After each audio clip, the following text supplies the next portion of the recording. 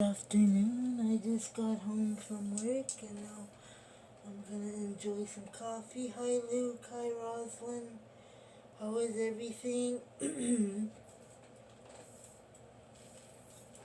Not taking my sweater off. I just came from out.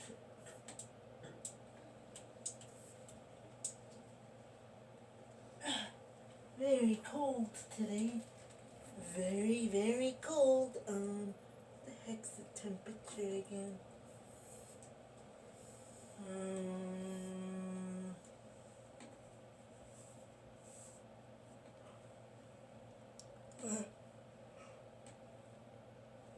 I'll check on my TV because I'm not exactly sure. Hang on.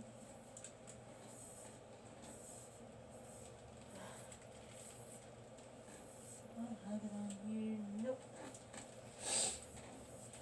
I have to leave this guy at home today because somebody will take him off of me and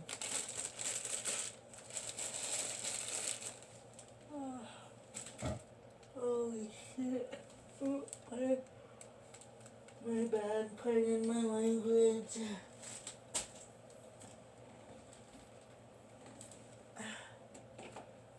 See, I'm not sure the temperature. Let me just check it quickly here.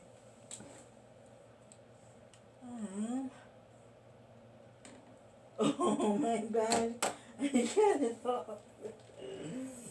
Oh my god.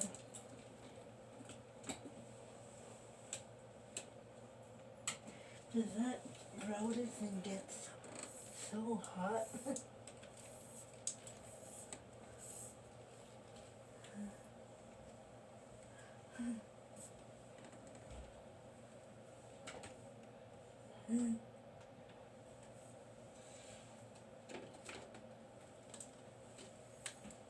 Figure out to use that for sure.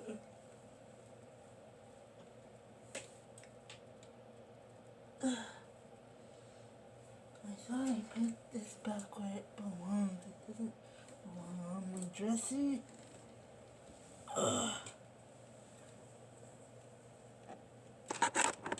Okay.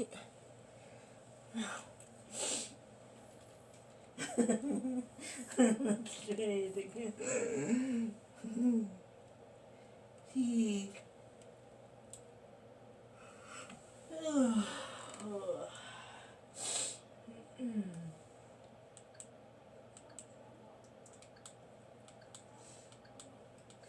Didn't want Sandy to see it, so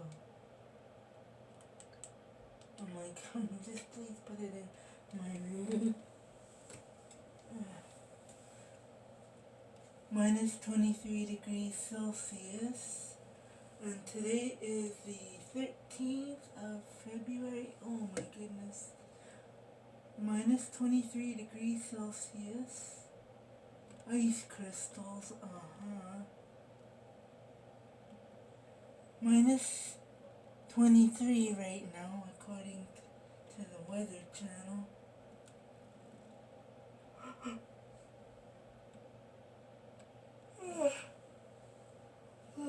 Well, oops.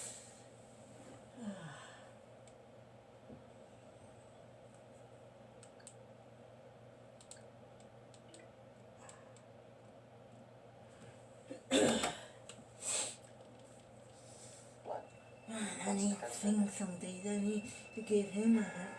On May 17, 1999, Hayden Zaki presented the forensic evidence of Enid Whittlesey's murder to a jury. My nose. Zaki believes that Carl Stewart first noticed Enid during one of her bicycle rides through the neighborhood. Later, Stewart broke into Enid's home through her front window, leaving his footprint on the dusty piano underneath. The motive was robbery. Upstairs, Enid confronted Stewart. A fight ensued, causing the defensive wounds to Enid's arms and hands. During the encounter, Stewart cut his left hand, which left a trail of blood down the left-hand side of the steps. Stewart left his partial print near the front door as he left the scene. A print originally thought to be a palm print, but later identified as a partial fingerprint by the automated fingerprint identification system. We knew we got our man. We knew that Carl Franklin Stewart was in that house because he left a fingerprint and he left blood. So that's how we knew we had our man. It took the jury just 2 hours to find Carl My Stewart former guilty roommate, of Nathan, first-degree murder. braided my hair for me. He was sentenced to life in prison with no chance of parole. This was the first homicide investigation assigned to Frank Bolin. Despite taking 17 years, he refused to give up. He will give 110% to every investigation that he participates in. Sometimes he's a little bit of a pain, but you know, it's all for a good cause, and I enjoy working with him. I can't say it's a happy thing, but I did take a person off the street that was responsible for horrendous, vicious crime, and I would say that the world, elderly people, females, whoever in general, is a little bit safer today because this person is behind bars. So many disappointments, so many cases that have gone unsolved that you couldn't do anything with, and then along comes new technology. I think it is so wonderful to think that after all these years, that they would go back I and have their an equipment extra and large new 2 cream, technological 1 things sugar. and try to solve these unsolved crimes and put these people where they belong. I think it's marvelous. In 1993, 5 men were ambushed at work as they got out of their car. 1 man was killed, 2 others critically injured. The gunman left behind a few spent shell casings, but little else. Forensic scientists would eventually find a clue in some scraped metal, revealing a history that someone had tried to erase. Been wanting things for a while. Miguel Roque met his wife on a beach in their native Cuba. The couple moved to Miami, Florida in 1991, where they had their first child, a daughter. She was beautiful. She's very beautiful. And then he was worried how to give her the good life to her.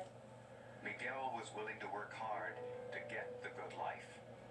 In 1993, the talented mechanical engineer landed a job at the aircraft modular plant that made airplane parts. The 160 employees were a tight-knit group, and Miguel quickly became one of the family. I was very impressed that he was here such a short time from his native country, Cuba, and he knew how to speak English.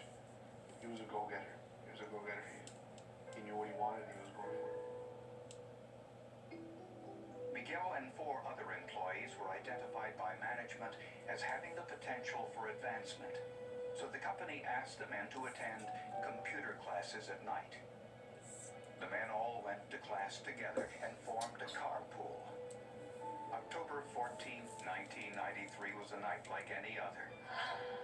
After class, the atmosphere was light and friendly. I guess we were getting more comfortable in class and we were just joking. Different things about work and just funny stuff.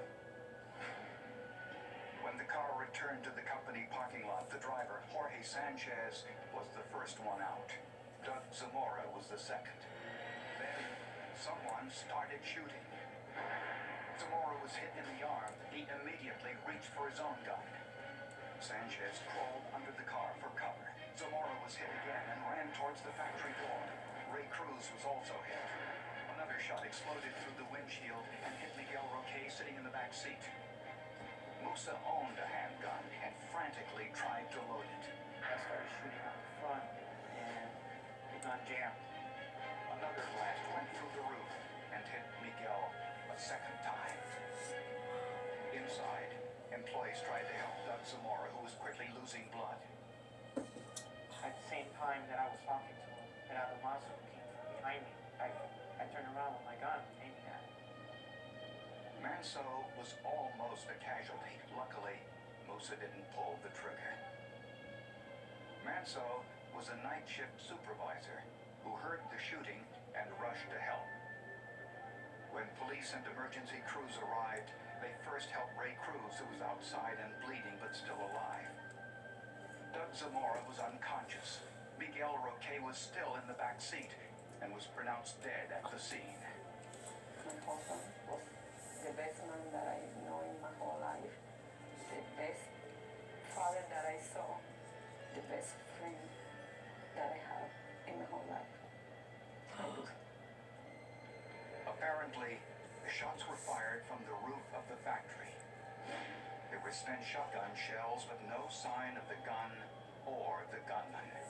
Police searched the area by ground and air, and they even shut down a nearby highway. But the gunman had made a clean getaway.